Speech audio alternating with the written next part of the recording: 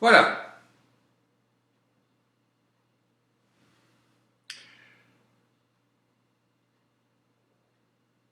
Alors, petit point sur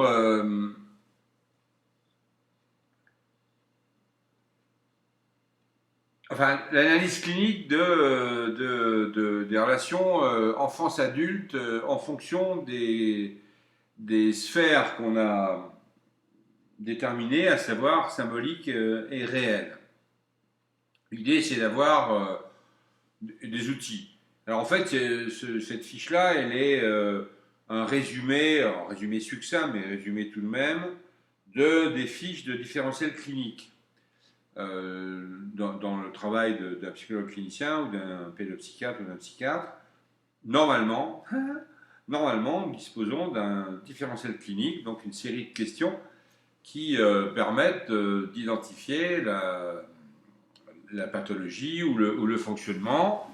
Donc ces questions sont nombreuses, il y en a une petite centaine en fait. Hein. Alors soit on les connaît par cœur et on les traficote pour pas que ça se voit trop, soit maintenant il y a des aides, il y a des logiciels pour les smartphones qui permettent d'aider la clinique ou la décision. Moi je préfère que les gens les connaissent par cœur, mais bon après tout, avoir un valet mes coups, c'est pas forcément une mauvaise chose. Donc vous allez voir d'un côté du réel, du côté rouge donc réel, vous avez une agressivité, une violence qui est directement pulsionnelle. Donc elle est liée essentiellement à la jalousie envers d'autres membres de la fratrie, des angoisses de perte, des angoisses de mort, et puis de la déréliction. La déréliction, je ne sais pas si vous connaissiez le mot, c'est un mot au départ qui est un mot de la théologie. C'est un mot dérelictio en latin. C'est le sentiment dans le christianisme et dans d'autres religions d'être abandonné par Dieu. Et par dérive du sens, eh bien, ça devient le sentiment d'être abandonné par des parents, d'être abandonné par des gens censés être des caregivers, c'est-à-dire des gens qui s'occupent de soi. Et vous avez énormément, alors je ne peux pas le comptabiliser parce que je ne suis pas sociologue, mais énormément d'enfants ou d'adolescents qui ont un sentiment de déréliction parce qu'ils sont dans des quartiers dont personne ne s'occupe, dans des écoles où personne ne s'occupe vraiment d'eux. Et c'est absolument extraordinaire de voir comment, réduit par la déréliction à une instance pulsionnelle, on peut être extrêmement violent puisqu'on n'a pas acquis par l'éducation, c'est-à-dire par le lien avec des autorités adultes aimantes, on n'a pas appris le corpus de symboles dont je parlais il y a 10 minutes. Elle est dirigée vers quelqu'un ou vers soi, donc elle a un objet, elle est blessante et elle a un signifiant sans limitation. C'est-à-dire que on peut hurler, on peut frapper indéfiniment. Alors que dans le cas du langage, une fois que le message est perçu, le signifiant s'arrête. Voilà, c'est ça. Il y a un rapport au temps qui n'est pas le même. Le signifiant suffit à lui-même. On hurle, on hurle, on hurle, on tape, un tape. Il n'y a pas besoin d'une réponse du monde extérieur ou d'autrui. Et la pulsion est autonome, je viens de le dire, est autonome par rapport au monde extérieur. Donc ça, vous avez une série d'éléments qui permettent d'identifier une violence, une agressivité réelle. Et la temporalité est irréversible. On ne peut pas s'arrêter à revenir en arrière, ou alors il faut un gros effort, et cet effort implique, vous l'aurez compris, que l'on puisse inclure à nouveau du symbolique dans la relation. En face, eh bien, la violence symbolique, c'est un proto-langage qui est dissocié de son objet. On verra comment le petit enfant, le bébé, pardon, excusez-moi, comment le bébé induit un proto-langage, pas encore associé forcément à un objet, c'est l'éducation qui va faire le travail. Deuxièmement, il y a un jeu théâtralisé quand c'est symbolique, c'est-à-dire que on fait un sketch qui est manifestement théâtralisé, on peut même en rire, on peut même échanger. Ça peut vous arriver éventuellement avec des familles, même si vous n'êtes pas forcément dans cette logique psy, mais de dire oh ben voilà, pour mieux comprendre, on va dire que Kevin, tu vas jouer le rôle de ton père, et le père, il joue le rôle de Kevin. Et vous allez voir, sans surprise, que le père connaît les sketchs du fils et que le fils connaît les sketchs du père. Donc vous avez véritablement un échange de rôles facile. Le signifiant disparaît dès que le message est perçu, c'est ce que j'ai dit tout à l'heure. Le signifiant n'a de sens que par rapport au signifié. Donc si je dis quelque chose, c'est parce que en amont, j'ai quelque chose à dire, c'est pas la pulsion brute de fonderie. Vous remarquerez que les deux petites photos que j'ai mises à côté du titre, si vous les voyez bien, d'un côté vous avez un point, c'est-à-dire la violence réelle, et de l'autre vous avez un doigt levé, c'est-à-dire une intervention symbolisée, symbolique. Le doigt levé, c'est l'arsenal symbolique pour exprimer une opinion, un avis, une question dans le système scolaire. Quand on n'a pas le code du doigt levé, eh bien on risque fort d'avoir comme code ou la mélancolie, le repli sur soi, ou le point comme dans la figure de droite. Le retour à la normale est aisé, puisqu'il suffit de dire pouce pour revenir dans le pour de vrai. Donc on quitte le pour semblant en se précipitant vers le pour de vrai. Et en reformulant de manière successive et de plus en plus calme le besoin, l'envie et le désir, pour reprendre mes trois catégories de tout à l'heure, eh bien on peut les médiatiser, on peut leur donner droit de cité sous une forme socialement reconnaissable et admissible. D'ailleurs, j'ai déjà dit le mardi, on redira tout à l'heure, que notre métier, c'est essentiellement apprendre à symboliser, c'est-à-dire reformuler, dire autrement, de manière à ce que le message initial soit socialement acceptable et affectivement acceptable. Et puis temporalité réversible, évidemment. Une fois que c'est dit, on peut passer à autre chose. On peut clore. Alors, pardon. Donc vous avez bien compris, hein, j'espère, alors si je suis vraiment très nul comme prof, la toxicité, c'est l'absence de symbolique. Voilà. Donc j'ai mis des masques et j'ai mis deux postures d'adolescents qui sont une sorte de langage, évidemment. Donc l'idée, ce qui est toxique, c'est ne pas construire et préserver d'issues symboliques. Ça, c'est toxique. C'est-à-dire que si on a l'impression que la crise doit se résoudre par l'élimination des protagonistes, c'est dangereux. Or, il va falloir faire une fin de crise. Il faut des issues symboliques. Les Japonais, enfin les Asiatiques disent qu'il ne faut pas perdre la face. Eh bien, ils ont raison. C'est-à-dire que si un adolescent, un enfant, perd la face, surtout devant ses pairs, P-A-I-R-S, eh bien, ça devient compliqué à réparer. Donc, il faut une issue symbolique. Une des phrases qui me paraît intéressante, c'est l'incident est clos, on passe à autre chose. Voilà. Deuxièmement, ne pas reconnaître le pour le semblant. Ça signifie que souvent, quand un adolescent ou un adulte est en crise, on peut lui dire « Oh non, mais bon, qu'est-ce que tu nous fais là? Arrête ton sketch ou change de sketch. » Et bizarrement, ça passe assez bien. Mais si on prend au premier degré ce qu'il dit ou ce qu'il fait, on bloque la position, on enquisse la position et on fige la personne dans sa posture, ce qui est l'horreur absolue psychologiquement parlant. C'est toxique quand on n'arrive pas à séparer le pour de semblant de pour de vrai et le passage d'une sphère à l'autre, qui est le mot pouce, qui, je vous l'ai dit mardi, je crois, est moins utilisé par les enfants actuels, je ne sais pas pourquoi. celles ou ceux parmi vous qui ont des enfants, apprenez-leur à dire pouce pour quitter le domaine du pour de semblant et se rapprocher du pour de vrai. Vous me direz si vous avez des idées là-dessus, parce que ça m'intéresse bien. Oui.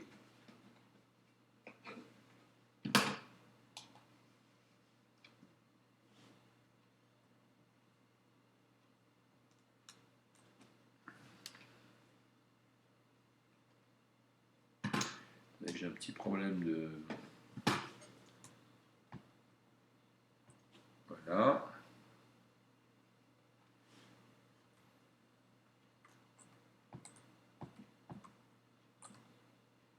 Allons donc.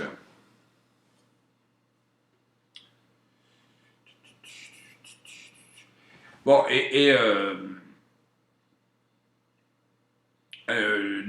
séparer le pour le semblant pour le pouce, c'est dans l'espace, dans le temps et dans le rituel. C'est pas bien compliqué. Je remets l'écran, j'ai eu un petit problème de souris là. Voilà. Fatal Fatum, Fatum, je ne sais pas si vous vous souvenez, c'est le nom latin du destin. C'est-à-dire qu'à partir du moment où on fige les gens dans une posture, on risque de les enfermer dans ce qui n'était qu'un sketch. Donc les phrases dangereuses, et qui sont constantes dans les familles, j'espère pas dans les cliniciens ou les personnes qui travaillent dans le social ou les enseignants. J'espère, je ne suis pas sûr. Donc les phrases toxiques, c'est « tu as toujours été timide, violent, paresseux, besogneux, ringard, bourrin, comme ton père, comme ta mère, désordonné, bizarre, nul en maths, maladroit ». Si on a cette phrase-là, le mot toxique, c'est le mot « toujours ». Ça veut dire que ce qui n'était qu'une réponse opportuniste, posturale à une situation contingente, devient une sorte de nécessité, une sorte de destin, une sorte de fatum, comme disaient les Romains et les Grecs. Tu changeras jamais, ça c'est une phrase qui est monstrueusement violente. Déjà petit, tu étais sale. C'est le genre de phrase qui qui enquiste quelqu'un à son histoire, plus exactement à l'histoire qui est racontée sur lui. Et c'est évidemment toxique. On peut comprendre que, prisonnier d'une telle histoire, on soit extrêmement violent. Donc, la conclusion de cette petite partie, c'est l'erreur essentielle, c'est d'essentialiser et d'enquister dans un archétype. Essentialiser, c'est dire tu es fondamentalement ce que tu parais. Par exemple, imaginez que je vois une de vos camarades là sur mon écran, elle a l'air parfaitement sérieuse, mais je n'irai pas jusqu'à dire mademoiselle ou madame, vous êtes sérieuse. Je ne vais pas essentialiser un comportement. Ce serait une erreur clinique grave. J'ai mis en dessous des éléments qui sont utilisés parfois pour essentialiser les gens. Alors à gauche, en bas, vous avez un brin d'ADN. Or, vous savez que les brins d'ADN existent certes, mais qu'il y a aussi l'épigénèse. Et l'épigénèse, ça veut dire que votre ADN se modifie. Entre ce matin, 9h, et maintenant, votre ADN s'est modifié. D'abord parce que vous avez reçu des rayons gamma, on en reçoit tous, du soleil. Puis deuxièmement, parce que vous avez eu, j'espère, quelques petites émotions ou à ce qu'on raconte. Donc l'épigénèse modifie peu à peu le code ADN. On sait maintenant, par exemple, que quelqu'un qui est très dépressif, eh bien, va transmettre via des brins d'ADN sa dépressivité. Autrement dit, ça n'est pas seulement un code figé, mais le code se modifie avec ce qu'on appelle l'épigénèse. Deuxième petite image, l'astrologie, qui est une manière d'ancrer les gens dans une sorte de destin. Troisième image, le DSM-4, le manuel diagnostique et statistique des troubles mentaux.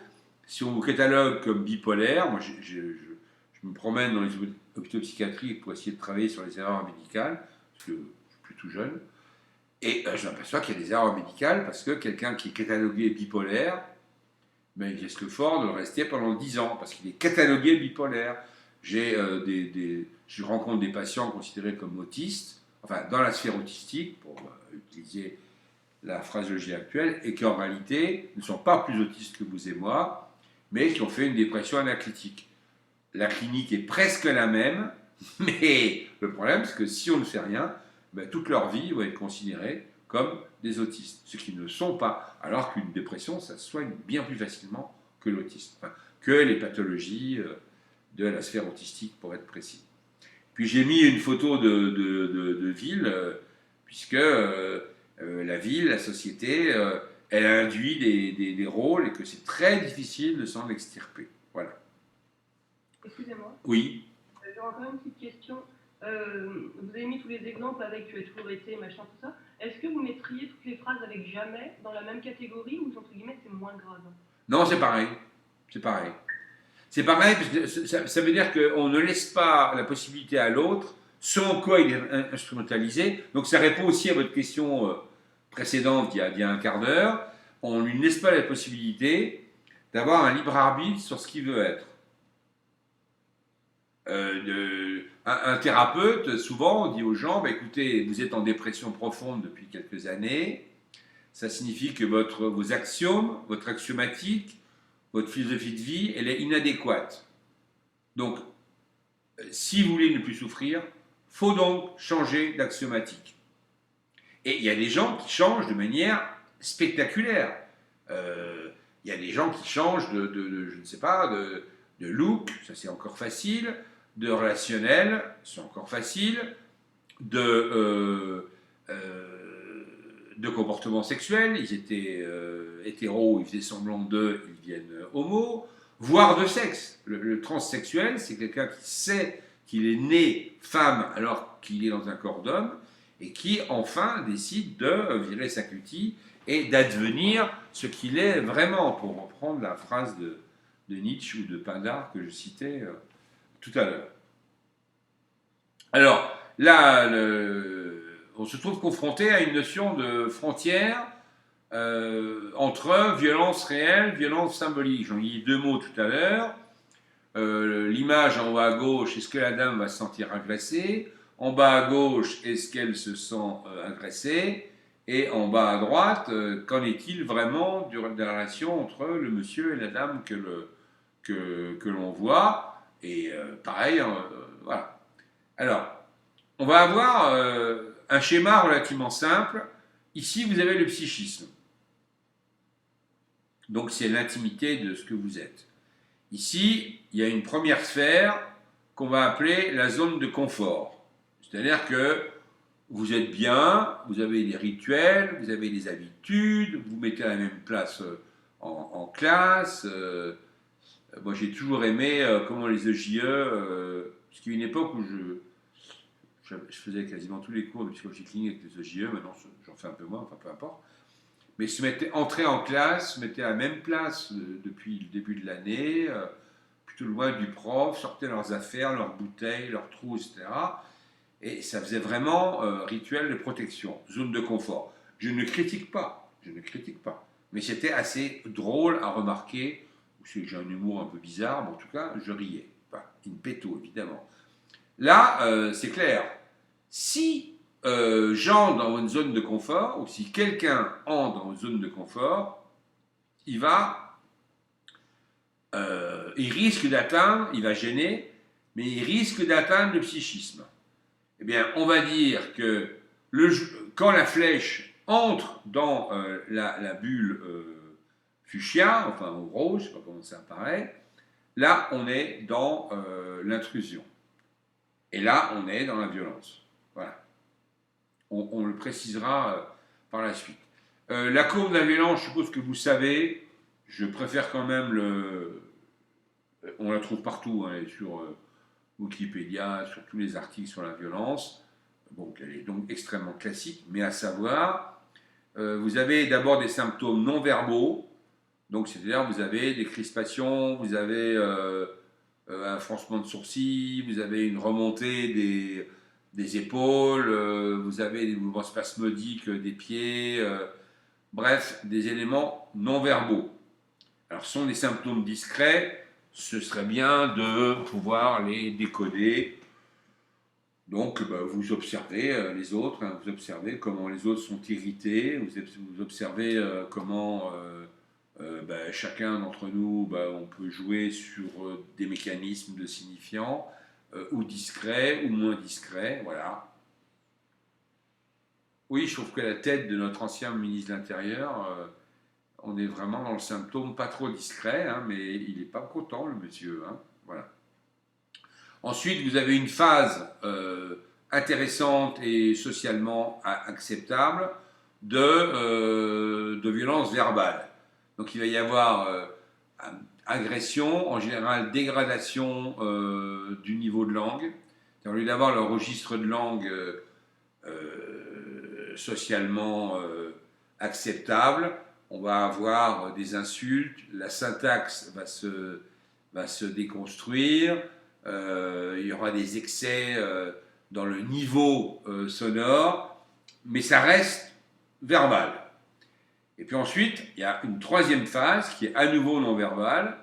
Donc là, on se tape dessus, le corps bouge, et l'idée de la redescente, qu'on verra dans une dernière partie, eh bien, c'est de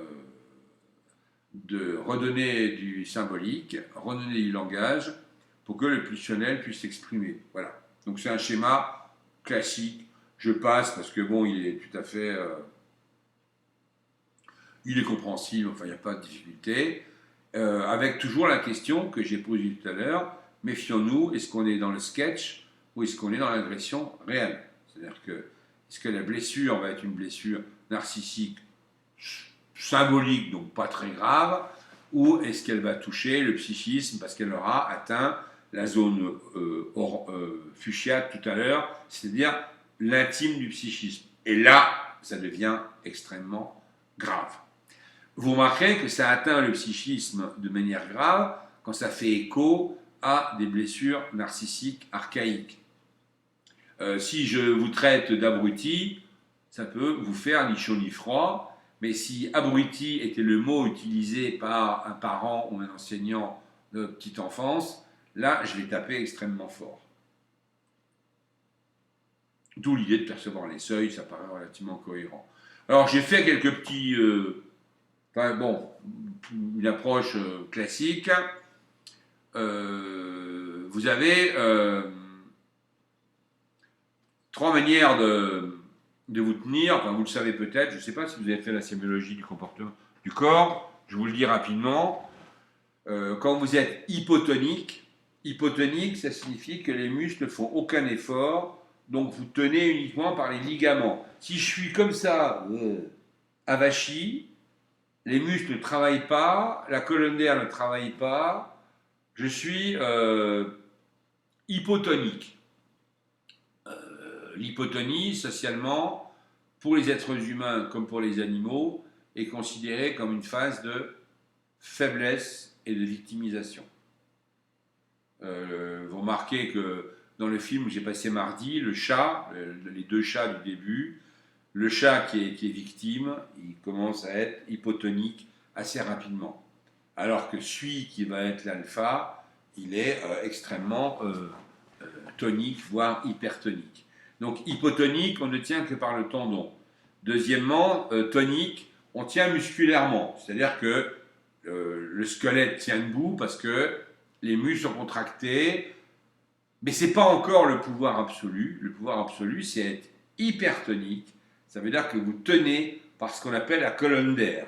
Je ne sais pas si parmi vous, il y a des gens qui sont danseurs ou danseuses, ou qui font d'un instrument à vent, genre trompette, clarinette, saxophone, flûte, ou qui font du chant, mais les gens qui font ou de la danse, ou des arts martiaux, ou du chant, ou de la musique d'un instrument avant, on leur a appris à utiliser la colonne d'air, c'est-à-dire avoir une puissance énorme avec une pression, avec la pression de la colonne d'air entre le psoas, donc le diaphragme si je veux simplifier, et le blocage du système pharyngo-laryngé. Quand on filme par exemple une troupe d'élèves ou d'adultes ou d'adolescents, etc., quand on filme les gens dans le métro, la personne qui passant dans un métro encombré et que tout le monde laisse passer, ça ne dépend pas du volume, il y a des petites dames de 45 kg qui foncent et des costauds de 120 kg qu'on ne laisse pas passer. Et ça dépend de l'hypertonie de leur fonctionnement. J'avais déjà fait allusion aux statues. Vous regardez comment se tient Zeus, enfin Jupiter, comment se tient Athéna, pour prendre un homme et une femme, ils sont hypertoniques. Les statues d'Athéna, on se dit waouh, quelle femme, quoi. Elle se tient droit, elle respire bien, les épaules basses. Alors que quand vous regardez Aphrodite, elle est un peu déhanchée, il y a des asymétries. C'est un autre système de fonctionnement. Les deux systèmes étant évidemment parfaitement légitimes. Donc quand vous avez un comportement agressif, ça vous devez le percevoir chez les autres, y compris dans la promotion, y compris avec un enseignant, un intervenant. Moi je m'amuse beaucoup à analyser les comportements. C'est mon métier en même temps. Donc au début vous avez deux personnes qui se rencontrent et vous avez l'aire de sécurité, donc la zone de confort en rose. Oui, j'ai inversé les couleurs par rapport à tout à l'heure, j'aurais pas dû. Et puis le psychisme. Et vous avez un équilibre relationnel. Donc chacun se tient de manière symétrique à l'autre. En bas à gauche, la phase d'intimidation. Eh bien, il y en a un qui est simplement tonique. Donc, il est musculairement structuré. Mais l'autre devient hypertonique. Donc, il commence à prendre le pouvoir, à respirer plus fort, à avoir un volume d'air plus important, ce qui fait que le corps tient mieux. Troisième schéma, la contre-intimidation. Eh bien, l'autre devient hypertonique aussi. Les gens bombent le torse, respirent bien, etc. Et éventuellement, ça c'est un des rituels classiques entre animaux ou entre êtres humains, il y a un retour à l'équilibre. Donc, il n'y a pas eu passage à l'acte. Si je passe à l'étape suivante, ben, vous avez un des deux, sud-gauche, le bêta, qui est dans la rétraction, donc il devient hypotonique, et l'autre va rester ou tonique ou hypertonique. Donc il va avoir une aire de confort qui va se dilater, alors que l'aire de l'autre, de la, entre guillemets, victime, va être rétractée. Atteinte psychique, à partir du moment où la menace devient importante, l'autre va être dans une logique de soumission, même s'il ne se soumet pas. Donc, il va avoir une attitude de soumission, comme le chat qu'on a vu mardi. Le chat vaincu, quasiment dès le début, enfin pas tout à fait, il a une attitude de soumission, parce qu'il sait globalement qu'il est inférieur. Et enfin, l'atteinte physique, donc la victime se fait taper dessus, et l'autre, il est dans la jubilation, il peut être hypertonique et avoir une aire de pouvoir qui est énorme, c'est le problème du pervers narcissique. Donc ce schéma, je voulais vous le montrer, parce que même dans les familles, il y a des systèmes de soumission, des systèmes de victimisation, des systèmes de vassalisation, qui peuvent être inversés. Il y a parfois des adolescents de 15 ans qui sont les tyrans domestiques et ce sont eux qui gouvernent toute la maison. Et ça se voit, si vous les recevez dans votre bureau quand vous serez professionnel, ça se voit. C'est-à-dire que vous avez la personne qui a le pouvoir, l'alpha, va avoir un volume, une stature, une manière d'être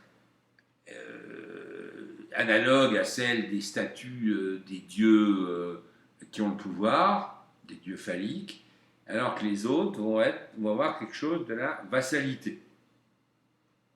Ça arrive, ou je ne sais pas si je vous aurai un jour en réel en face de moi, mais dans les amphis, on pourrait très bien, parfois je le fais avec des étudiants qui osent se confronter à l'image d'eux-mêmes, ce qui n'est pas simple, mais on filme l'amphi, après on analyse votre système postural, et on repère, mais assez aisément, quels sont les clans, quels sont les sous-groupes, et quels sont les leaders des sous-groupes.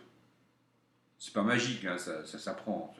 Comme vous regardez une troupe de hyènes, quand je fais un cours sur le pouvoir au CHU, j'ai des films avec des troupes de hyènes, parce que c'est pertinent, et les étudiants doivent trouver quel est l'alpha. En général, ce sont des femelles, donc il y a une femelle qui n'est pas plus grosse que les autres, même plus petite, mais c'est elle que les costauds mâles regardent avant d'agir.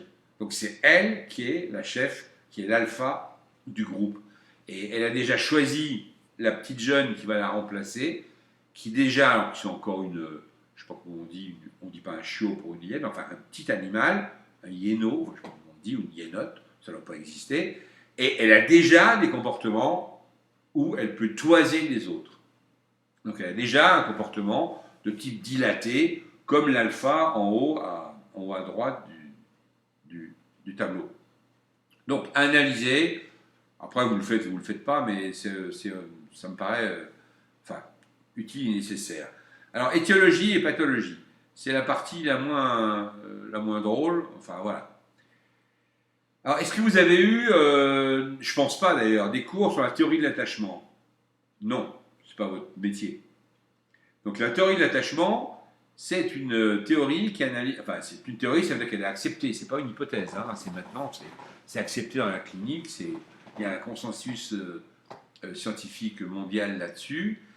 L'idée, c'est de comprendre comment, dans les premiers mois de la vie, alors les gens optimistes disent les premières années, les gens les plus pessimistes disent les premiers mois. Voilà. Là, nous, on va s'intéresser aux premiers mois de la vie, voire même aux premiers 15 jours. Comment se structurent les choses? Alors, vous allez comprendre, sinon vous me demandez. Ça, on va prendre le cas de la réussite. C'est-à-dire le cas où tout se passe bien et l'enfant, il a accès à son imaginaire, à la réalité et au symbolique. Donc c'est la réussite. Puis tout à l'heure, on verra l'échec. Donc ça, on est vraiment à la cause des causes des causes. Hein. On est vraiment à l'étiologie la plus profonde de ce qu'on a appelé la violence ou l'agression, qu'elle soit intrafamiliale ou extrafamiliale. Donc le bébé, le machin qui bouge au milieu, c'est un bébé en fait. Hein. Oui, voilà. En fait, c'est une forme pulsionnelle qui s'auto-alimente, qui n'a pas encore de contours distincts et qui est encore fusionnelle dans le torrent hormonal et le torrent des neuromédiateurs maternels. C'est pour ça que j'ai pris une forme un peu bizarre, mais c'est un bébé en fait. Hein, voilà. Il exprime des besoins. Alors les besoins, ils sont en gros au nombre de 3, alimentaire, chaleur et affectif. Voilà, je schématise. Ces besoins, ils vont se traduire sous forme de colère. Pourquoi?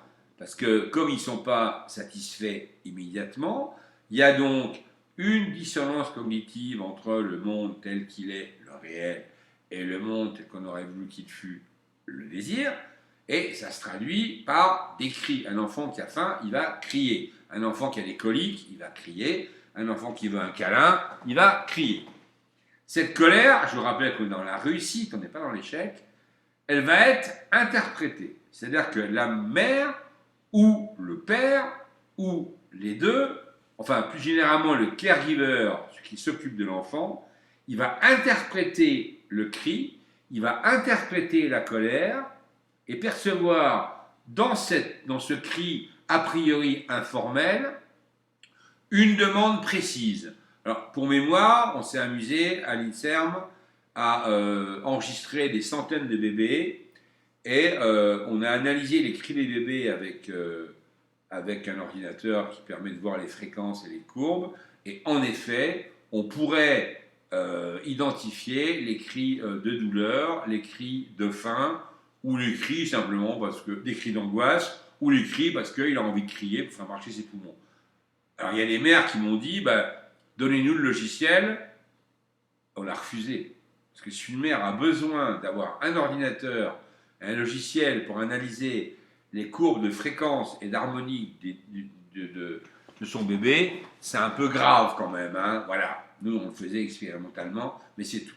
Donc, le môme, il va avoir gratification et soulagement. C'est-à-dire qu'il crie, il a un sein ou un biberon, il crie parce qu'il a des petites coliques, ça arrive souvent chez les bébés, on lui masse le ventre, il est tout content.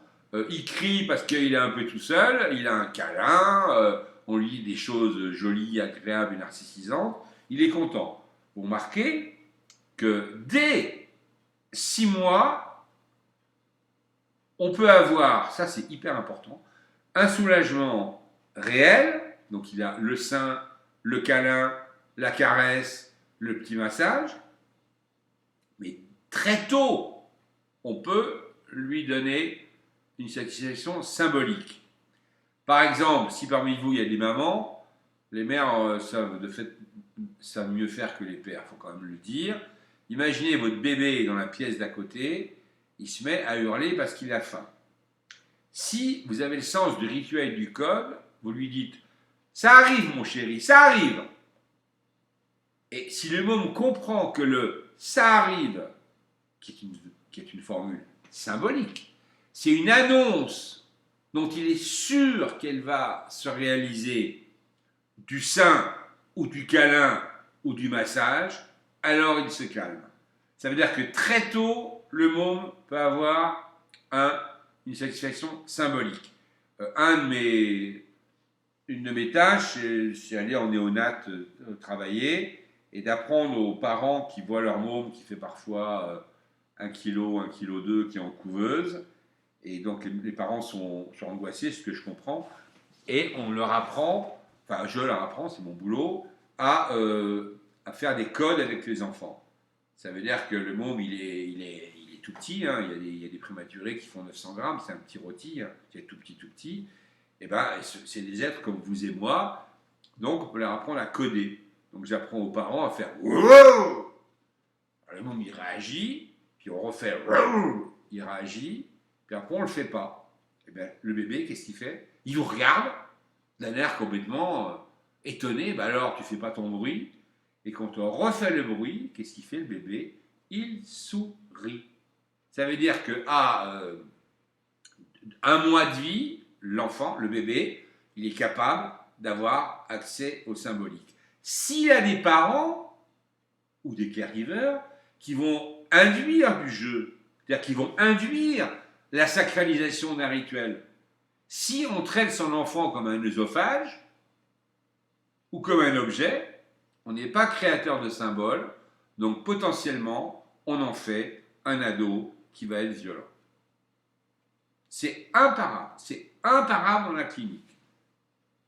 Alors, quand je dis ça, on me dit, il ne faut pas culpabiliser les parents. Non. Enfin, qui n'empêche qu'ils sont tolés, quoi.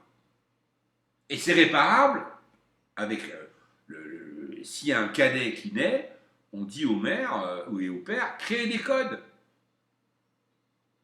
Vous arrivez, vous chantonnez, vous l'endormez, vous avez une berceuse, la même à chaque fois, pouf, il s'endort.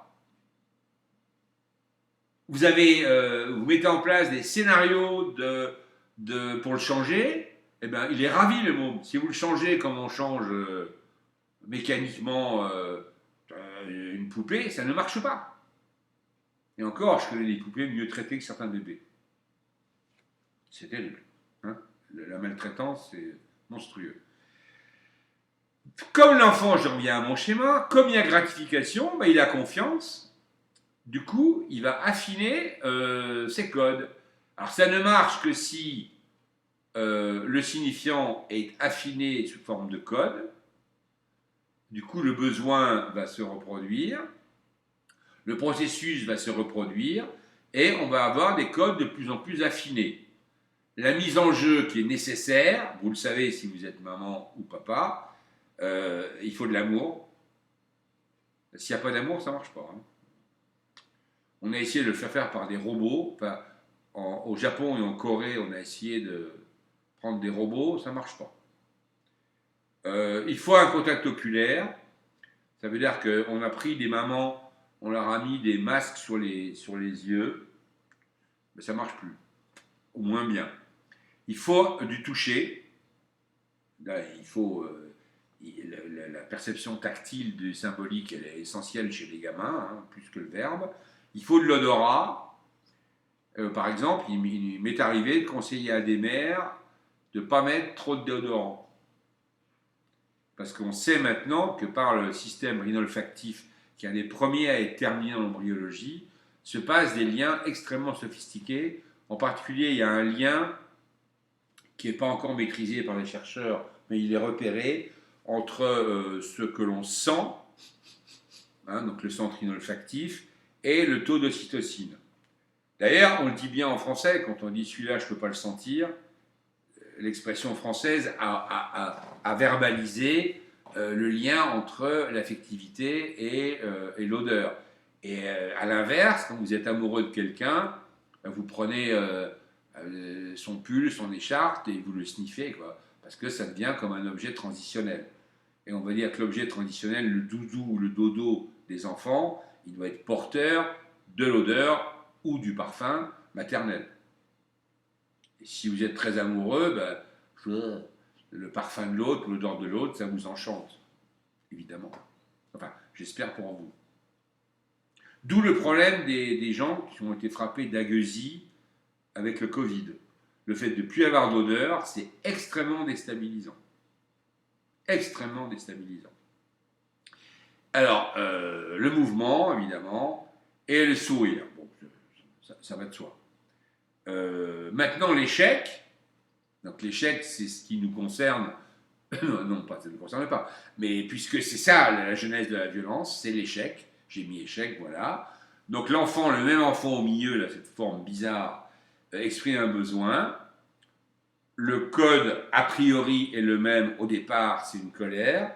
Sauf que la colère ne sera pas décodée. Donc, il n'y a pas d'élaboration de code.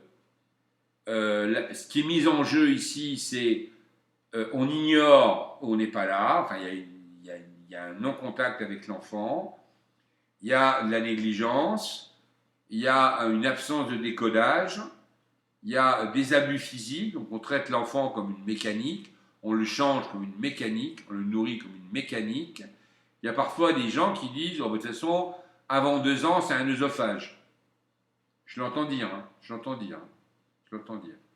Il y a de l'abus physique, et puis on fait porter à l'enfant sa propre colère ou sa propre dépression, ce qui est évidemment scandaleux, et à terme, c'est transgénérationnel. Donc c'est la maltraitance générationnelle. Alors qu'est-ce qui se passe? L'enfant n'est pas gratifié, donc il a beau hurler son désir, son besoin, son envie, pour reprendre les 3 catégories de tout à l'heure, ne sont pas satisfaites. Donc, il y a ignorance, absence de les réponses du monde adulte. Ça vous crée de la frustration et les conséquences sont multiples. Vous avez un comportement autodestructeur.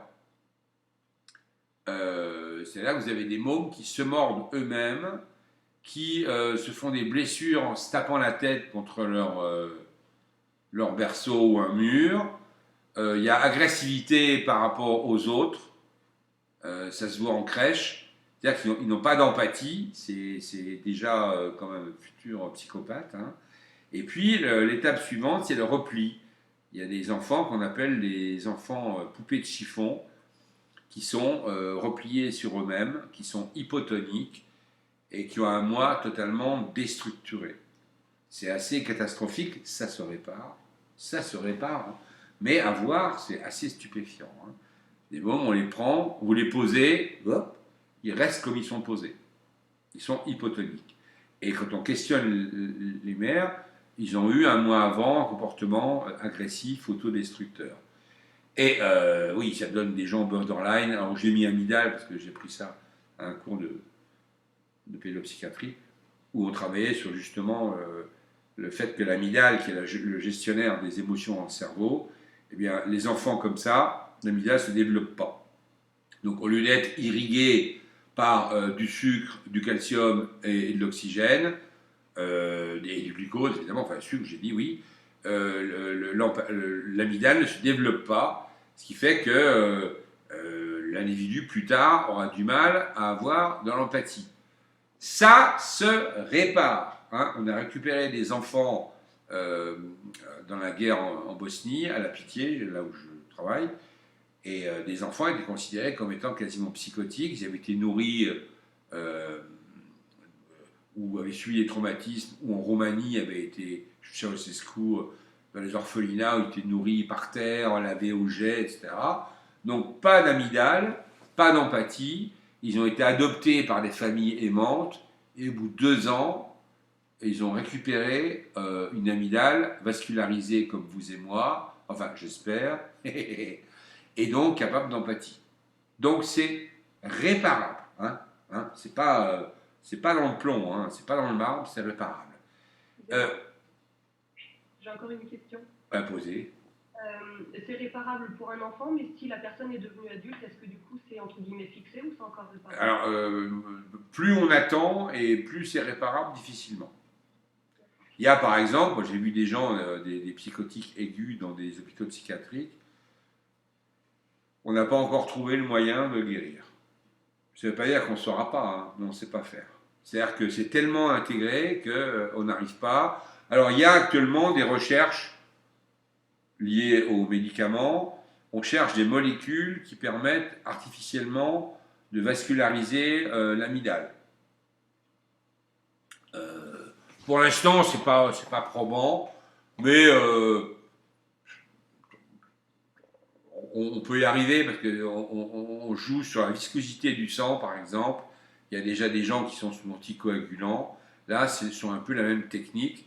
C'est-à-dire que l'idée, c'est de permettre à l'amygdale de se vasculariser comme les autres organes et donc de gagner en volume et donc en capacité de gestion des neuromédiateurs. Mais pour l'instant, c'est encore embryonnaire. Mais je pense qu'on y arrivera. Je pense qu'on y arrivera. Et c'est un processus itératif. Ça veut dire que si on commence à pas décoder, alors rassurez-vous, les jeunes mères au début disent toutes, mais je comprends pas ce qu'il me dit. Et s'il y a, je sais pas, une mamie, une tante ou un psy, bon, donc qui sait faire, il dit mais si ton môme là il a faim, ou ton môme là il veut simplement crier parce que ils aiment bien crier pour se faire les poumons. Et avec un peu de connaissances et d'habitude, on arrive à décoder. La difficulté, et ça c'est socialement on est dedans, c'est qu'il y a des gens qui ont des générations tellement éclatées dans l'espace que des jeunes femmes de 24 ans en moyenne éduquent leur bébé toutes seules. Donc, à part leurs angoisses, elles n'ont personne pour leur dire « Mais non, écoute bien, il dit ça. » Elles ont du mal à affiner leur perception des cris de l'enfant. De même que plus tard, elles auront du mal à affiner les bouderies des préadolescents. Elles ont du mal à décoder les passages à l'acte ou les changements de look de leur ado. Elles diront mais je comprends pas pourquoi d'un seul coup il s'habille n'importe comment, pourquoi d'un seul coup elle se maquille comme une voiture volée. Et si personne leur apprend à décoder, en disant mais non, mais c'est un sketch qu'elle nous fait pour montrer qu'elle n'est plus une enfant, etc. S'il n'y a pas d'étayage qui permette de décrypter le symbolique, il risque d'y avoir de la douleur. Et comme vous le savez, douleur et violence sont quand même relativement proches. Donc ce schéma, il est essentiel à connaître. J'espère que vous l'avez bien compris. Alors, ça donne deux types de pathologies, très différents, mais vraiment. Hein. Il y a l'enfant sans loi,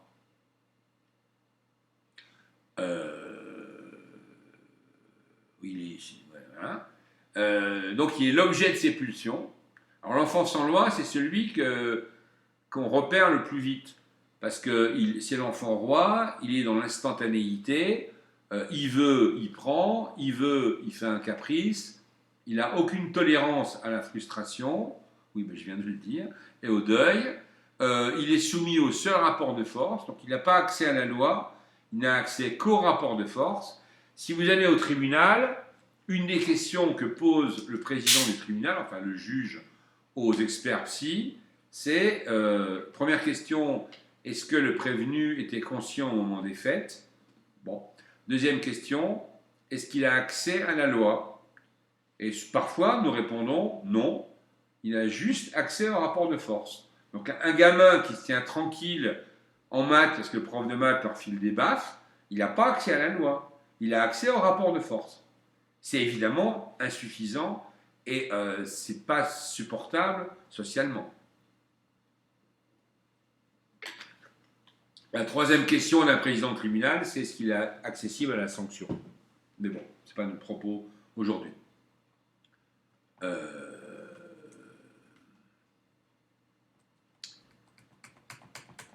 Pourquoi?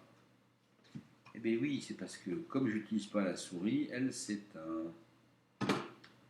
Comme elle s'éteint, voilà. Bon, je suis obligé de revenir, c'est pas grave. Vous arrivez à lire? Attendez, mais je vais le grandir tout simplement.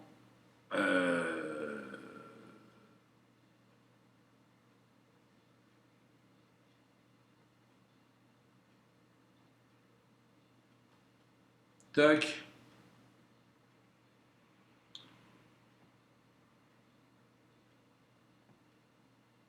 Voilà. Donc vous avez l'enfant sans loi, il a une difficulté à accéder au symbolique, il confond l'imaginaire réel et l'imaginaire réel, il a un imaginaire pauvre, mais il y a aussi un deuxième type de pathologie, on y pense moins, c'est le garçon en bas à droite, là, il est dressé, il est l'objet de ses parents, donc il va cultiver un faux self, donc il a un moi qui n'arrive pas à s'exprimer. En même temps, il est socialement intégré, il peut être bon élève, il peut être poli, propre sur lui, etc. Il a une difficulté à élaborer, à affirmer un jeu. Il est parfois frappé d'alexithymie. L'alexithymie, je ne sais pas si vous connaissez cette pathologie, c'est une pathologie, alors essentiellement masculine. Bon, c'est comme ça. Consistant à ne pas pouvoir exprimer des sentiments. Ça vient de A, il me semble qu'on l'a vu mardi, mais je ne suis pas sûr. Alpha privatif, A. Lexis, qui veut dire le mot, et thumos, qui est le centre des émotions pour les Grecs. Donc l'alexithymie, c'est quelqu'un qui, pour parler de sentiments, de désir, d'amour ou de haine, il va avoir un petit nombre de mots. Parfois, les dames, donc les femmes, se plaignent que leurs conjoints sont alexithymiques. C'est-à-dire qu'ont peu de mots pour complimenter, pour parler d'amour, pour parler de désir. Ça s'apprend, hein, c'est pas compliqué. Et du coup, ce garçon, il est dans l'inceste focal, donc ses seules références, ça va être les références de sa famille ou de son groupe social. Je suppose que vous connaissiez l'expression inceste focal, vous avez dû le voir en sociologie ou non. L'inceste focal, ça veut dire qu'on a comme seul outil symbolique que les outils de son groupe social ou de sa famille. Donc c'est pas inceste au sens sexuel du terme, mais c'est un inceste au sens background culturel et langagier. Et c'est valable dans tous les groupes sociaux. Il y a des gens de l'aristocratie et de la haute bourgeoisie, ils ne sortent pas de leur sphère sociale, de la même manière des gens du sous-prolétariat ou du quart-monde qui ne sortent pas de leur sphère sociale. C'est un mode de fonctionnement qui est proprement oui, terrifiant. Enfin, voilà. Et donc, il se pose un problème de limite. Donc, quand quelqu'un n'est pas agressif, il y a une espèce d'ambiguïté bizarre. Parce que, est-ce que ça veut dire qu'il tolère la frustration et qu'il a acquis le symbolique? On pourrait dire tant mieux. Ou bien est-ce que les désirs sont absents parce qu'il a censuré son imaginaire? Ça, c'est... Vous savez, il y a des enfants, on leur dit qu'est-ce que tu veux faire? Ben rien. Mais dans l'imaginaire, tu voudrais faire quoi? Ben rien. Le jour où ça explose, ça fait extrêmement mal. les désirs sont donc refoulés. C'est-à-dire que c'est l'effet que j'ai appelé mardi, et ce matin aussi, l'effet cocotte-minute. Le jour où ça va exploser, ça va faire extrêmement mal, et ça touche autant le rebelle tout à l'heure que le jeune homme bien élevé de cette page-là. Je ne sais pas si vous vous souvenez, il y a quelques années, il y a eu un scandale parce que les étudiants de HEC, donc HEC Hautes Études Commerciales, qui viennent tous de la bonne bourgeoisie française et étrangère, bien élevés, friqués, cultivés, eh bien, lors d'une fête un peu arrosée, ils ont causé 300 000 euros de dégâts parce qu'ils ont cassé pour s'amuser toutes les fenêtres de la façade de HEC. Donc la presse avait dit, mais comment? On est habitué à ce que les gens des cités cassent des abribus ou fassent brûler des bagnoles, mais que des gens de la bonne société explosent et fassent 300 000 euros de dégâts. 300 000 euros de dégâts! Ça en fait les abribus. Bon, les parents ont payé, hein. Ping! Et la presse a fait des articles, enfin, s'est fait des gorges chaudes de propos. On disait, mais comment ces enfants de la bonne société bien élevée peuvent être aussi aberrants? Mais de la même manière, les femmes battues, c'est dans tous les milieux sociaux, vous le savez. Les incestes, c'est dans tous les milieux sociaux. Les violences faites aux femmes, c'est dans tous les milieux sociaux. Et les violences faites aux enfants, même chose. Voilà. Donc, cette notion de désir refoulé qui explose, c'est redoutable. Ben oui, voilà. Du coup, le risque, c'est le retour de refoulé. C'est la version clinique de effet cocotte-minute ou grenade dégoupillée. Donc, pour explorer les limites, on va essayer de faire des provocations symboliques sur comment être en relation avec le monde extérieur. Donc, il va y avoir des schémas intrusifs. Ouais, je provoque, ou des schémas agonistiques, il faut qu'on s'engueule. Donc il y a des mécanismes de violence apparente. Si ça se trouve, vous ferez traiter de fonctionnaires, de bonariens, etc., etc. C'est pas que les gens le pensent, mais c'est que dans leur schéma de communication, il n'y a que le système agonistique. Agonistique, ça veut dire fondé en grec, fondé sur le combat, fondé sur la polémique, fondé sur l'agression. C'est du jeu. Et souvent, ça fait mal.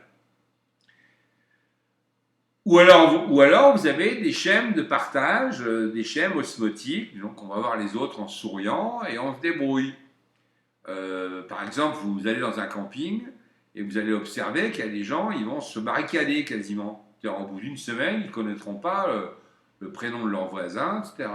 Alors que d'autres, qui ont un schème de partage, ben, le soir même, ils sont allés prendre l'apéritif avec les autres, ils sont au courant de tout, ils vont au fiesta, etc.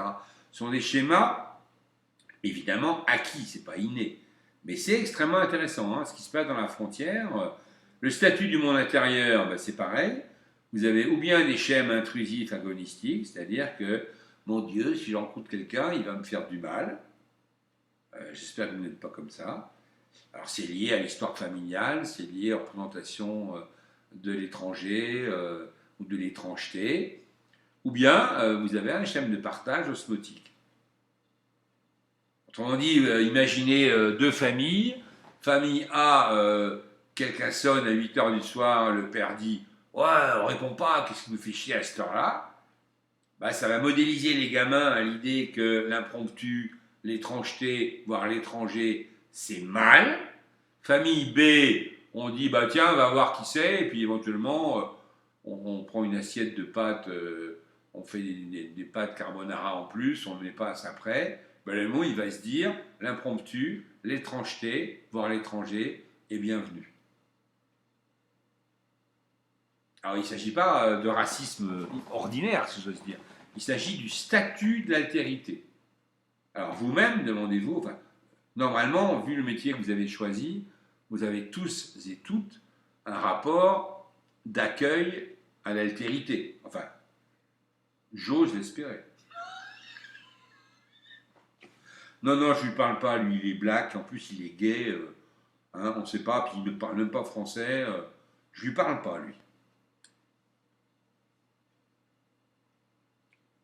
Oui, oui, j'ai mis une barrière, j'aime bien. J'aime bien mes décorations. Alors, sur la frustration, deux, trois mots. Je suis un peu spécialisé, mais bon, si ça vous intéresse, vous le relirez à froid. Donc la tolérance, je perçois l'état passé et l'état présent. Euh, j'ai un espace de repli, ça veut dire que je ne suis pas ultra vexé si je n'arrive pas à accomplir mon désir. Le temps est réversible, donc je me dis, bon, bah, je peux attendre, je peux revenir à l'état ancien, c'est pas grave. Et je perçois le futur comme plaisant. Donc je veux quelque chose, je ne l'ai pas, c'est pas grave, je vais trouver une solution de remplacement. Ça, on est dans la tolérance, hein, donc l'absence de violence. Et puis je peux me replier, renoncer, dire c'est pas grave, je verrai ça plus tard. Autrement dit, là, quand je me heurte au principe de réalité, bah, je trouve une solution, c'est la solution du symbolique, ce qui fait qu'ensuite je reviens à mon système de tolérance. Maintenant, l'intolérance, j'évite parce que c'est pas très compliqué à comprendre, me semble-t-il. Vous avez une perception floue du passé, vous êtes dans l'instant, il n'y a pas d'espace de repli, donc si je n'ai pas mon chewing-gum, si je n'ai pas mes chaussures Nike à 150 euros, si je n'ai pas un bisou immédiatement, j'ai pas d'espace de protection ou de repli. Il faut que ma pulsion trouve son objet immédiatement. Le temps est segmenté et irréversible. Je ne peux pas revenir en arrière. Et le futur proche, il est considéré comme fascinant à condition que j'ai les chaussures Nike, le bisou, et qu'est-ce que j'ai dit d'autre? Le chewing-gum. C'est-à-dire qu'il va y avoir une sorte de fantasmatique du moment. Si j'ai les chaussures que je veux, si j'ai le pull que je veux, si j'ai le bisou que je veux, si j'ai le chewing-gum que je veux, à ce moment-là, ça va être paradisiaque. Vous remarquez que la pub fonctionne là-dessus. Achetez la nouvelle Renault et vous aurez le bonheur, la famille unie, les enfants de bonne humeur, même le chien va être de bonne humeur. Il y a eu une publicité qui avait été interdite d'Audi. Il y avait, si vous avez la voiture, il y avait une super Audi A8, vous aurez la femme. Et il y avait une superbe femme qui déambulait. Évidemment, les féministes ont à juste titre fait en sorte que la pub soit interdite. Je ne sais pas si les hommes sont assez crétins pour penser qu'avec la belle voiture, ils auront la belle dame. Je ne suis pas sûr. Encore que, on puisse douter. Ok, je dis ça, mais j'ai une belle moto. Bon. L'autodérision, ça fait du bien de temps en temps. Et incapacité de se replier, donc c'est donc le contraire de ce qu'on a vu.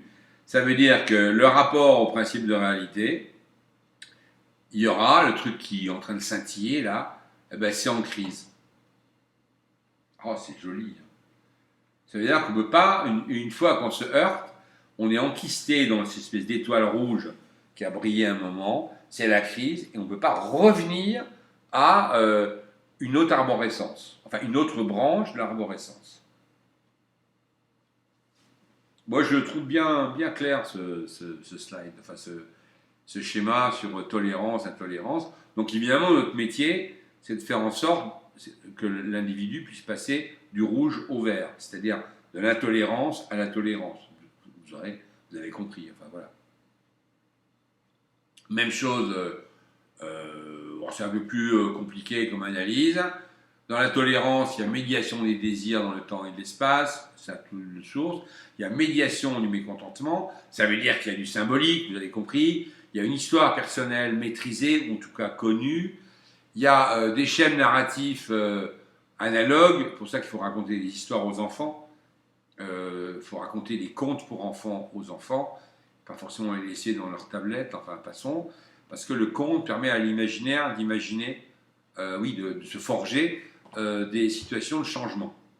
Le système du conte, c'est le schéma narratif, c'est il y a une situation linéaire, il y a un élément perturbateur qui vient tout casser, ça s'appelle la crise, et il y a résolution de la crise, soit par la magie, soit par le vieillissement, soit par l'intelligence. Là, je résume rapidement le schéma narratif des contes et ou de la mythologie. Donc, il faut avoir ce schéma en tête pour se dire, je me bloque, c'est ça la frustration, mais je vais trouver une solution. Symbolique, réelle, négociée, médiatisée, etc. Et dans l'intolérance, bah, vous avez compris, je pourrais même ne pas... Il y a instantanéité du désir. Quand je dis désir, c'est besoin, envie, désir, vous avez compris. Il y a immédiateté pulsionnelle réactive. Ça veut dire que la pulsion, il faut impérativement qu'elle soit en acte et que le monde réagisse immédiatement à la pulsion. C'est-à-dire dise oui, en quelque sorte. Et troisième élément, incapacité à distancier, ça tombe sous le sens. Et les signifiants sont au premier degré. On ne voit pas que c'est du sketch. On ne perçoit pas que c'est du sketch, donc à prendre, entre guillemets, au second degré. Et petite remarque, il y a des limites biologiques, on l'a vu mardi, c'est que le cortex frontal est en formation, donc il n'est pas terminé, donc il y a incapacité à contrôler les émotions. Je l'ai déjà dit, mais je préfère le dire, parce que par moment on se dit, mais pourquoi il ne comprend pas cet abruti de gamin? Non, mais il ne peut pas, il n'a pas les outils. Donc il faut lui proposer du symbolique alternatif, sous forme de jeu, sous forme de créativité, sous forme de conte ou de discours, mais la raison ne suffit pas, puisque le cortex n'est pas terminé. Bon, la liaison cortex, amygdale, insula, noyau accumbens, elle est incomplète. Voilà, je vous l'ai mis, on l'avait déjà vu rapidement mardi. Oui, bon, je vous ai mis un plan du cerveau, vous l'utilisez ou pas, c'est pas... Alors, ma petite précision quant au pervers narcissique. Alors, l'étrangeté, c'est qu'il y a 20 ans, on n'en parlait pas. Il y a 10 ans, on s'est mis à en parler. Et maintenant, il y a un mouvement qui m'agace un peu. Les gens disent, bon, on en parle tellement que c'est pas vrai. Bah si. Bah si. C'est-à-dire comme si maintenant, c'était l'excuse. Autrement dit, quand une femme dit, mon mari est un pervers narcissique, on dit, oh, mais c'est la mode actuellement. Eh ben non, c'est une réalité clinique, observable, avec une clinique qui est extrêmement précise. Donc cette espèce de va-et-vient des médias, ça m'agace un peu, tout que ça semble dire que les femmes, oh, elles exagèrent, quoi. Bon, se faire taper dessus, c'est pas bien grave, quoi. C'est comme Philippe Lecrotte qui dit, oh, ben, c'était pas un enfant, c'était un adolescent, il avait 14 ans, peut-être qu'il était d'accord. On peut réfléchir. Alors, le pervers narcissique, vous verrez dans les familles, alors j'espère pas dans votre vie, mesdames, si vous êtes amoureuses d'un pervers narcissique, déménagez à 2000 km. Parce que il va vous avoir. Il va vous avoir. Hein. J'ai des grandes filles qui ont maintenant plus de 40 ans. Mais le gag, c'est s'il est tombé sur un pervers narcissique, j'aurais eu envie de mettre une cagoule et d'aller casser les 2 tibias du monsieur. Je ne l'aurais pas fait parce que je suis poli et bien élevé, mais quand même, c'est terrifiant. Donc il est séducteur, il a les postures, il a les codes, il n'a pas l'émotion, mais il clive ce qu'il est en privé et en public, et il va avoir ce qu'on appelle le double bind. Ça vous dit quelque chose? Il va utiliser un discours paradoxal. Le discours paradoxal, dans la même phrase. Oh chérie, t'es adorable! Enfin, ton maquillage, c'est pas encore ça. Ou alors, devant un public, ben écoutez, c'est bien, mon épouse a fait un super rôti, vous allez voir, c'est succulent. Encore que chérie, pour la viande, t'es pas bien doué quand même. C'est-à-dire qu'il va y avoir compliment, vacherie, douche chaude, douche froide. Et à terme, ça vous démolit tout le monde. Il y a des gens qui ont une forte personnalité, qui se croyaient solides et au bout d'1 an sont des vraies épaves parce qu'ils sont liés à un pervers narcissique. Et puis il y a ce qu'on appelle l'inversion de culpabilité. Quand la personne est battue, donc les enfants, la conjointe ou autrui, c'est de leur faute. Hein. C'est parce que ils ont fait des erreurs. Donc sinon, j'aurais pas été obligé de leur taper dessus. Hein. Moi, je tape sur les gens, c'est pour leur bien. Et ils se mettent à le croire. Enfin, c'est terrifiant. Et il y a absence d'empathie complète. Alors pour le coup, y compris, on a vérifié avec des IRM, enfin toute l'imagerie cérébrale, leur amygdale fonctionne extrêmement peu. Alors ça fait partie de ces gens qui ont eu des troubles d'attachement et qui ont développé une empathie proche de 0. Ce qui est évidemment tragique pour eux et surtout pour leurs victimes. Voilà. Et puis il y a une pulsion de répétition, ils vont recommencer, avec des scénarios identiques. C'est d'ailleurs comme ça que les tueurs en série se font prendre, c'est qu'ils ont des scénarios identiques. Ils ont peu d'imaginaire, donc ils ont besoin d'un scénario répétitif. Pauvre donc. Voilà. Toujours sur le pervers narcissique, bon, l'autorité n'est pas le vecteur de la loi, il ne profite que sur l'autoritaire. Donc l'autre n'est qu'un moyen. C'est une évidence. Ça veut dire que un président de tribunal, un patron, un ou une patronne, évidemment, ça peut être féminin, un ou une enseignant, un ou une officier de l'armée ou de gendarmerie, ne sont pas des pervers narcissiques. Enfin, ils peuvent l'être, mais ils incarnent la loi. Un chef d'État, il n'est pas pervers narcissique. Enfin, il peut l'être, mais globalement, il incarne la loi, il incarne les lois qui sont... Il est l'exécutif d'un pouvoir législatif qui a voté les lois, mais il n'est pas l'incarnation de son propre pouvoir. Alors dans le pervers narcissique, il n'incarne que lui-même. Il n'est pas le vecteur de la loi, il est lui-même l'agent de sa propre loi. Voilà. Donc il y a une narcissisation du pouvoir.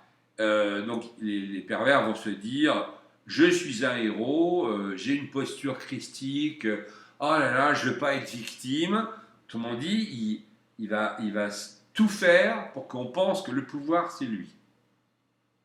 L'État, c'est moi, comme dirait le roi. Il va imaginer qu'il a les capacités universelles, donc il va élaborer un storytelling, enfin une saga familiale où il y a toute puissance. Donc il faut s'en méfier. Faut s'en méfier allègrement. Ce sont des gens qui ne veulent pas déléguer. Et vous verrez ça dans votre cabinet, dans votre bureau, quand vous travaillerez. Ça se voit parce que des parents qui disent oui, je ne vois pas au nom de quoi vous mettriez votre nez dans l'éducation de mes enfants. Ils disent ça aux profs, ils disent ça aux assistantes sociales, ils disent ça aux psys. Et on se dit, mais c'est curieux parce qu'à la limite, puisque quand on lit la loi, qu'on soit assistante sociale, prof, médecin, etc., on dit la loi. Si j'explique à un gamin que ça ne se fait pas de cracher sur une petite vieille, que je sois le père, la mère, le cousin, le grand-père, l'étranger, l'assistante sociale ou le psy, mon discours est le même. Eh bien, le pervers narcissique, il va personnaliser son discours sur le pouvoir. C'est extrêmement intéressant, vous le repérerez assez rapidement. Et puis il va réifier l'autre, l'autre étant un objet. C'est l'instrumentalisation dont on parlait tout à l'heure. Hein. Par humiliation, inhibition, harcèlement, violences diverses. Et il maintient le lien par un discours paradoxal. Donc affection, amour, vertu, plus dévalorisation.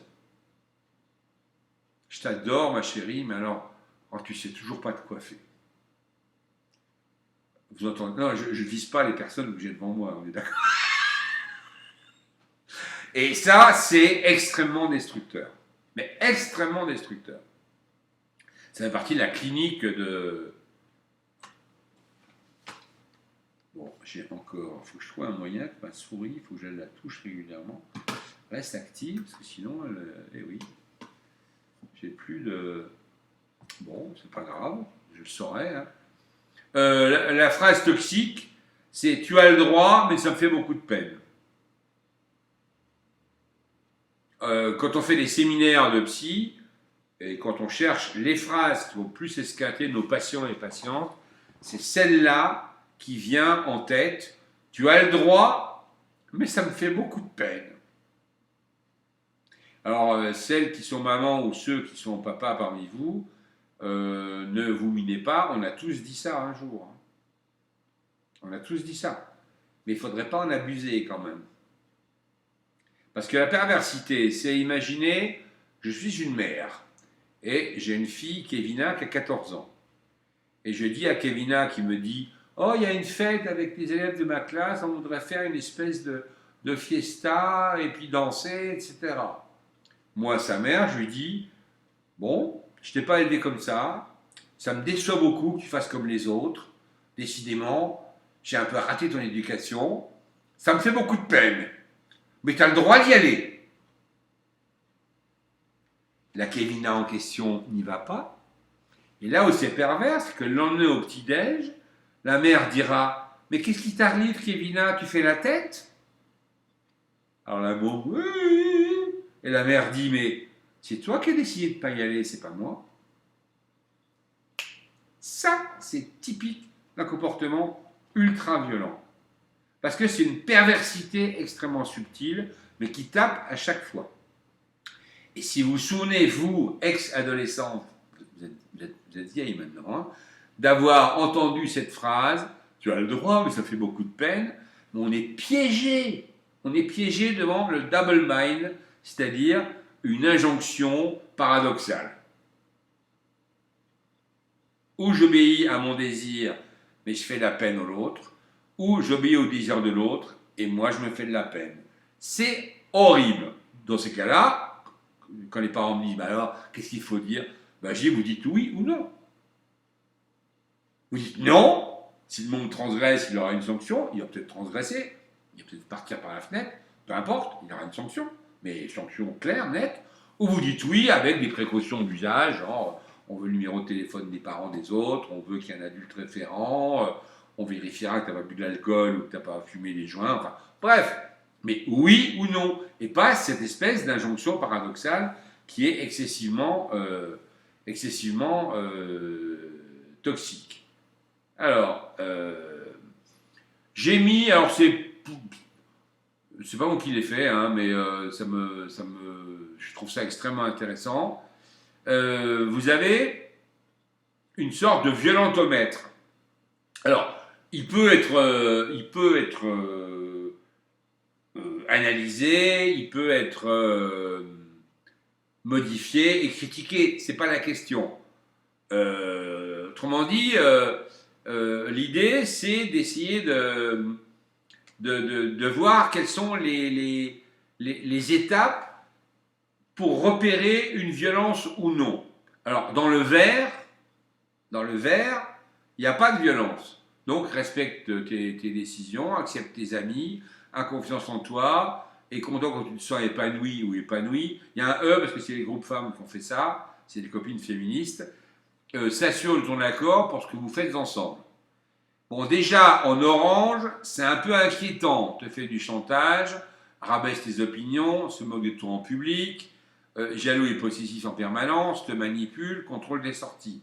Et plus on se rapproche du rouge, la colonne de droite, plus c'est inquiétant. Donc, t'isoles de ta famille, t'humilie et te traite de folle quand tu lui fais des reproches, pète les plombs lorsque quelqu'un, une chose lui déplaît, et puis à la fin, il y a t'oblige à avoir des relations sexuelles, c'est donc une violence extrêmement forte, évidemment, ou te menace avec une arme. Donc c'est une sorte de baromètre à violence. Donc le schéma complet, il est dans la colonne de gauche, on voit bien le passage du vert à l'orange et de l'orange au rouge, et je vous ai fait une mise en page, pour pouvoir lire tous les numéros. De 1, tout se passe bien. De 1 à 6, ça se passe bien. De 6 à 12, ça commence à être un peu chaud. Et de 12 à 24, ça devient difficile. Et les 4 ou 5 derniers, ils sont insupportables. Donc c'est un bon violentomètre, le mot n'existe pas, c'est un bon baromètre à violence. Vous avez déjà vu ce genre de choses? En fait, ça a été fait par des psys femmes, parce qu'on leur avait demandé de faire un rapport ministériel sur le harcèlement à l'école. Du coup, le harcèlement familial, et ça a été revu au moment de MeToo, où l'idée c'était de dire aux hommes, voilà ce qui est supportable, voilà ce qui n'est pas supportable. Donc le même accéléromètre, le même violentomètre, pardon, existe sur les relations entre les hommes et les femmes. Il me semble que Tétu, donc une revue gay, a fait le même schéma sur l'homophobie. Et c'est une bonne manière, alors à vous de faire le vôtre, hein, je ne vous connais pas, voilà, je ne sais pas comment vous êtes, mais à vous d'essayer de faire le baromètre de votre intolérabilité. Et dans une famille, ça peut être une manière de faire réfléchir des familles que vous aurez en consultation ou que vous aurez en visite sur ce qui est insupportable. Par exemple, dire aux femmes battues qu'à la première gifle, il faut porter plainte. Alors qu'elles vont toutes vous dire, mais toutes, oh ben non, il s'est excusé, il m'a acheté des roses le lendemain. Ben voyons. Parce que s'il commence par une baffe, dans les 4 mois, il vous fait une fracture.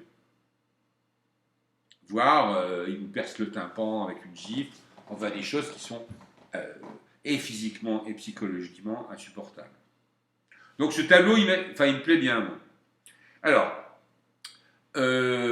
ça en fait, c'est un cours que je fais, donc j'ai juste mis la première page, que vous trouverez sur le site. C'est un cours sur les toxicités familiales.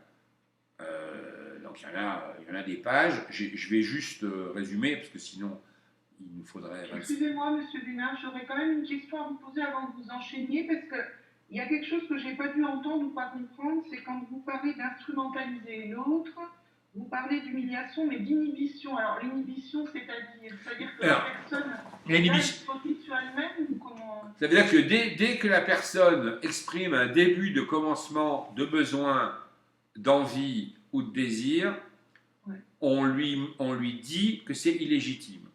Ah oui, d'accord. Tu n'as pas le droit de demander ça. Et au bout d'un moment, la personne sera tellement inhibée que tous ses désirs seront occultés. Par exemple, alors dans le cas extrême, c'est l'anorexie, qui veut dire absence de désir. Mais vous devez connaître des gens, je suis sûr que vous en connaissez, par exemple, qui disent « Oh là là, j'ai toujours rêvé d'apprendre le tango. » Je fais un exemple au pif. Hein. Et si vous n'avez pas été inhibé, vous n'avez pas la culture de l'inhibition, vous allez lui dire bah, commence. C'est-à-dire, tu téléphones à un cours de danse de salon, il y en a partout, et tu commences. On va voir avec le Covid, non, mais dès que c'est fini. Et la personne dit oui, oui, oui. Et puis 6 mois après, ben, elle ne l'a toujours pas fait. C'est parce que le désir, il a besoin, pour exister, d'être légitimé. Et s'il n'est pas légitimé, il disparaît. Quand j'étais jeune psy, quelqu'un me disait j'ai toujours rêvé de faire danser le tango. Je disais mais allez-y madame. Alors maintenant je suis plus vieux et moins diplomate, donc je dis allez-y et puis je prends mon smartphone, je téléphone directement à l'entreprise qui fait des cours de danse. Et je dis à la dame prenez rendez-vous.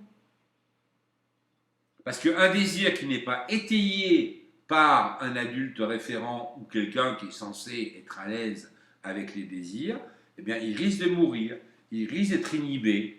Et si ça se trouve, vous-même, vous avez comme ça des vieux désirs qui traînent, de faire du sport, d'aller voir Venise, de faire de la peinture sur soi, de faire du yoga, Dieu sait quoi.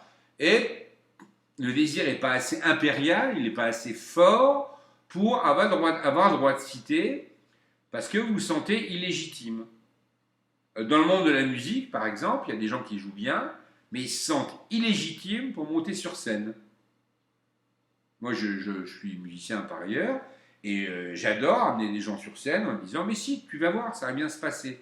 Et je sais qu'on a besoin d'une autorité, si j'ose dire, d'un auctor, comme disent les Romains, pour dire « Tu as le niveau, tu as l'émotion pour monter sur scène ». Parce que sinon, la personne se sent illégitime parce que le désir est inhibé.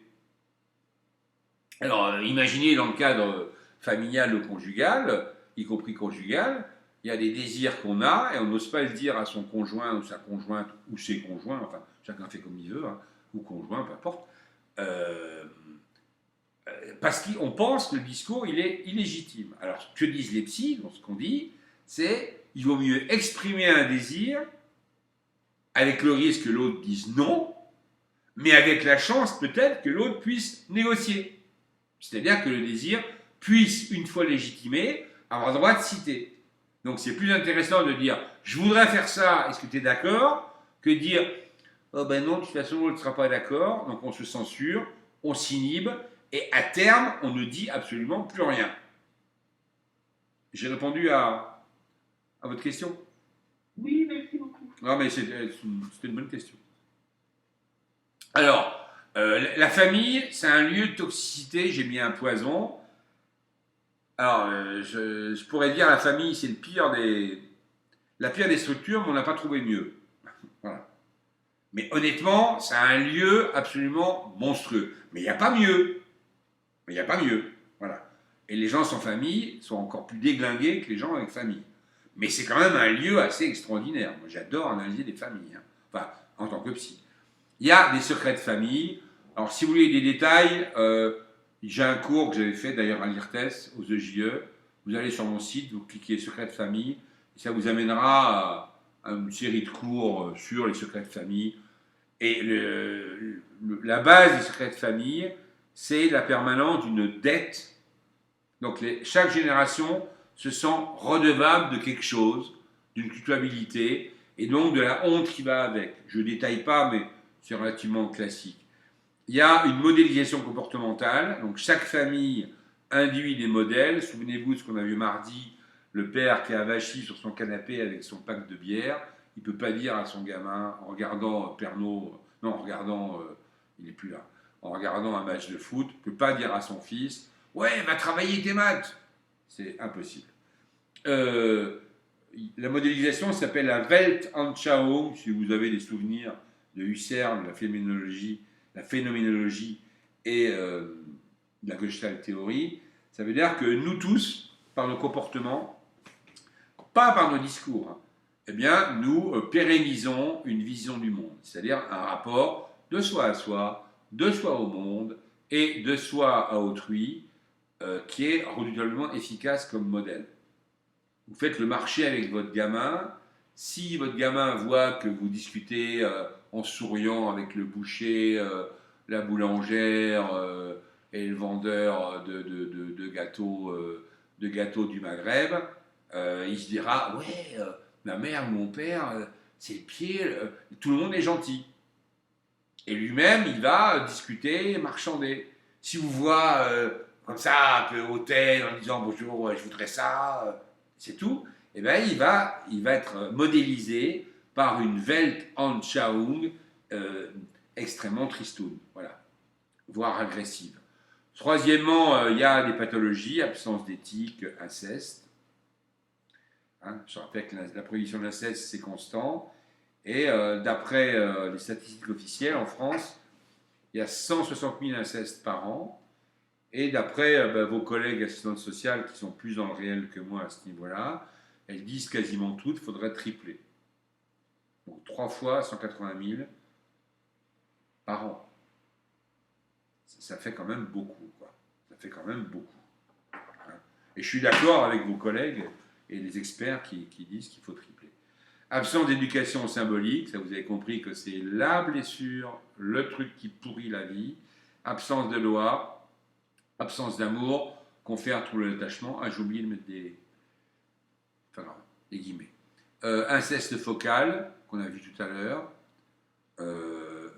Et alors, il y a des bévues et des petites erreurs. On fait tous des petites erreurs par rapport au secret de famille, les modélisations, les pathologies, l'absence d'éducation. On fait tous des erreurs.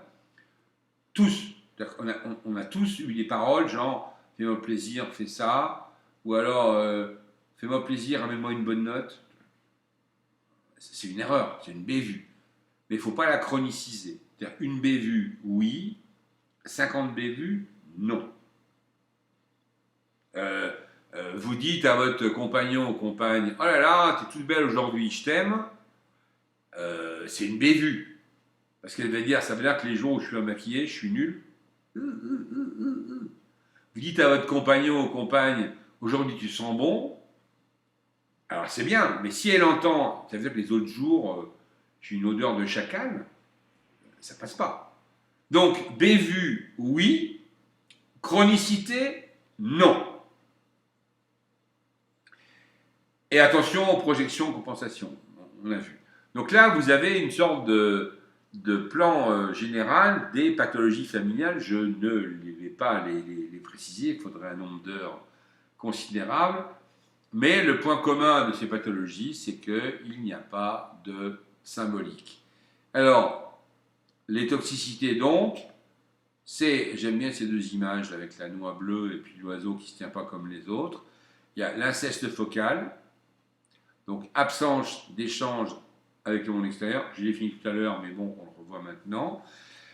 Refus d'altérité, voire haine, voire racisme, voilà, homophobie, etc. Confusion des histoires. Par exemple, quand vous avez les enfants de 12 ans, moi ça m'arrive souvent, je leur dis, ah bon, tu me parles de ta famille? Oui, oui. Ah bah, on a divorcé, ça s'est bien passé. Ah, je dis, mais attends, qui c'est on? C'est-à-dire que la petite môme de 12 ans, elle parle du divorce de ses parents comme si elle était partie prenante. Et là, clairement, je fais comme dans la Bible, comme dans la Torah, comme dans le Coran, et comme dans les mythes, je renvoie chaque génération à sa génération. Je sépare la génération. C'est-à-dire, je lui dis, ça, c'est l'histoire de tes vieux. Déjà, eux-mêmes ont du mal à comprendre ce qui s'est passé. Donc ça, c'est pas ton histoire. Donc je rends, comme disent les Écritures, je rends à César ce qui est à César. C'est-à-dire que la génération des parents, ils ont fait peut-être des erreurs, ils se sont débrouillés, ils ont bricolé. Maintenant, c'est à toi de bricoler ton histoire. Mais tu ne vas pas avoir une histoire commune avec ta mère. De la même manière, il est bon que une petite fille ou un petit garçon ait des secrets. Moi, les mères qui me disent comme un triomphe, ah mais je suis ravi, ma fille me raconte tout. Je dis, mais non, madame, vous êtes dans la pathologie, là. Ben, je ne le dis pas aussi crûment, parce que sinon elle ne reviendrait pas, mais ça revient au même. C'est-à-dire qu'il faut rendre à chaque génération l'intégralité de ses fantasmatiques, et pas vouloir confusionner. Voilà. Macération des névroses familiales, ça c'est, hein, donc il y a une réitération des névroses familiales. On est alcoolique de père en fils ou de mère en fille, on est battu ou batteur de père en fils ou de mère en fille ou de père en fille dans tous les sens, on est incestueux, il y a une réitération qui est fatale, donc il faut avoir ce qu'on appelle des pratiques par incestueuses, donc il faut induire, et c'est aussi le rôle des assistantes sociales et des psys, des enseignants, d'induire le fait que les gens sortent de leur inceste focal pour aller vers l'altérité, en voyageant, en faisant des études, en allant jeune fille au pair à l'étranger, en faisant Erasmus, en faisant des stages, pour sortir des jupes de leur mère, c'est-à-dire de l'inceste focal. Et puis, l'inceste focal, on n'arrive pas à déniaiser le discours alpha. Le discours alpha, c'est le discours qu'on tient aux enfants pour les rassurer, il faut le déniaiser. Genre, si vous êtes père ou mère, vous allez dire à votre enfant, il faut ranger ta chambre. Ben, on le dit tous, moi je le dis aussi, enfin je l'ai dit. Mais on sait très bien qu'il n'y a aucune corrélation entre le rangement de la chambre et le rangement des connaissances. Il y a des gens qui sont très brillants et qui ont une chambre, un bureau, qui a un désordre, pas possible. Il n'y a pas de corrélation. Il n'empêche qu'on a tous dit, moi compris, range ta chambre. Et voilà. Mais c'est pour notre confort, c'est pas parce que ça rend plus intelligent. Voilà. Sclérose des cônes, puisqu'à force de tourner en rond, bah, ils sont sclérosés. Moi, j'ai vu des gens sortis de leur milieu social, sortis de leur quartier, voire de leur immeuble, voire de la cage d'escalier où ils habitent, avoir du mal à communiquer avec l'autre. Ce qui est évidemment tragique. Impossibilité de muer, donc, voilà. Ça, c'est une toxicité relativement classique. L'autre toxicité, j'ai mis un bulletin, c'est considérer l'autre dans sa seule sphère performative. Si je dis à quelqu'un, t'es mauvais en classe, donc t'es nul, en fait, je fais une erreur, je considère que c'est lui qui est nul.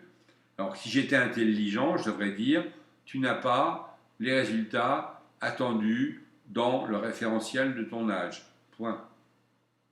Mais si tu bosses, tu l'auras. Or, souvent, on a tendance à penser l'autre en fonction de ses performances. Et à l'inverse, si je dis je t'aime parce que tu es brillant ou brillante en maths, en latin, en français, etc., l'autre va se dire un jour, mais au fait, qu'est-ce que mes parents aiment? Est-ce qu'ils aiment moi ou mes performances? Et ça vous donne les anorexiques. C'est pour ça que j'ai mis un superbe dos de jeune fille anorexique. Et je vous rappelle que 10% des anorexiques meurent. Donc on ne joue pas avec ça. On ne joue pas avec ça. Et puis, deuxième point, ne pas historiser. C'est-à-dire que le pire, c'est essentialiser. On l'a vu tout à l'heure. C'est terrible. Et puis, oublier les autres caractéristiques. C'est-à-dire, quand les mères me disent « Oui, mon fils, il a été propre à 3 ans, il a su marcher à 1 an, il a parlé très tôt. » En général, je lui dis « D'accord, mais j'ai une autre question. Est-ce qu'il aime la glace à la vanille ?» Alors la mère, à un moment d'étonnement, mais le psy est encore plus fou que je ne pensais. Et l'idée, c'est de lui faire réfléchir qu'un enfant, un être humain, il se définit par bien autre chose que ses performances. Il se définit par ses goûts, par ses appétences, par son humour, par sa manière d'être, plus que par sa capacité à résoudre une équation en maths. J'espère que vous en êtes convaincus. Bon, je propose qu'on s'arrête là, parce que là, on attaque la 6e partie. Donc, on se voit dans 10 jours, je crois. Oui, enfin, je ne me souviens plus, mais j'ai noté. Alors, surtout, vous m'envoyez des études de cas. Parce que là, ça va être facile. En moins d'1 heure, on termine ce que j'ai envie de vous dire, et besoin de vous dire. Et après, on attaque vos études de cas. Donc, des cas concret, si possible précis, que vous me décrivez. Moi, je traite ce que vous m'envoyez, je prévois déjà des réponses, et on travaille là-dessus. Oui, il faut m'écrire, mon Dieu, c'est terrible. Et si vous ne voulez pas que je connaisse votre nom, écrivez en disant Titi Grominet 71 ou 21, je m'en fiche. Enfin, peu importe. De toute façon, je ne vous connais pas, donc le problème est réglé. Mais je veux impérativement avoir l'étude de cas. Eh bien, je vous salue, il est midi et quart, un peu plus, midi 20, et je vous souhaite bon appétit. Merci. Au revoir. Merci, au revoir. Au revoir. Amusez-vous bien.